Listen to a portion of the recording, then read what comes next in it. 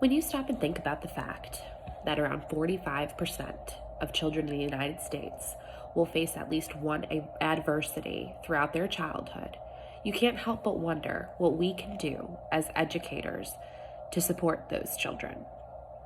One of the most important things that we can do is to create a safe and inclusive environment in our classrooms.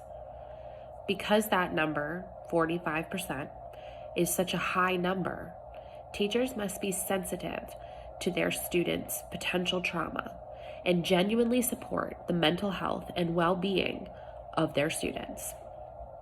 Adverse childhood experiences, or ACEs, can have a lasting negative impact on children's lives. With support in the classroom, a place where children spend so much time, those negative impacts can decrease. When a student is dealing with something at home, such as domestic violence, they likely have a very unsettled and unpredictable home life.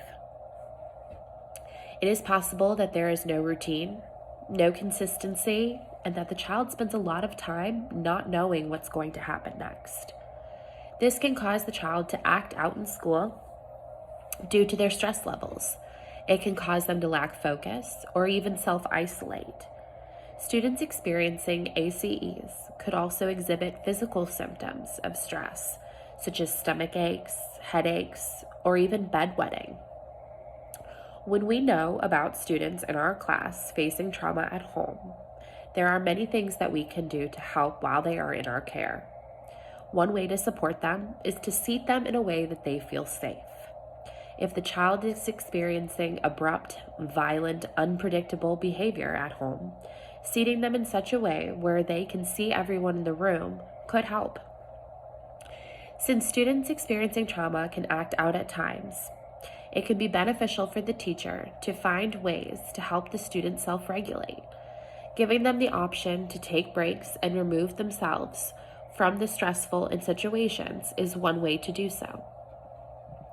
It is also important for teachers to have open communication with families, whether that be the parent, guardian, grandparent, etc. Getting as much information as possible about what is happening at home will help teachers respond accordingly while in the classroom. One way to keep open communication is through some sort of messaging app or email.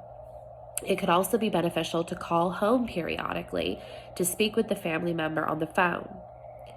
The school I work at will even conduct a home visit if the student hasn't been at school consistently or if they're not able to get in contact with the parent or guardian. In a situation like domestic violence, it can be helpful for the family members being abused to be aware that the school is aware of a situation and they want to keep communication open. But more importantly, it is important for that family member to know that that student is cared about. It is important for us as educators to be as knowledgeable as possible about supporting children dealing with adversity at home. We need to take the initiative to research and always keep ourselves learning. We can seek out professional development opportunities that could focus on the topic. We can also work with other staff members in our building to help as well. Being a person that these children will spend so much time with, it is critical that we are supporting and caring for our students' well-being.